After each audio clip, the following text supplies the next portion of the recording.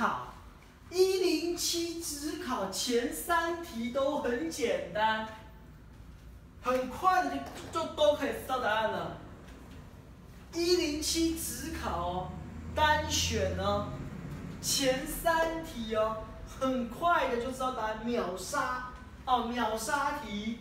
第一题，下列何者是人体清除衰老红血球的主要器官之一？答案就是脾脏啊，答案就是脾脏啊。在第2题，下列哪种食物最先被人体分解？不是淀粉。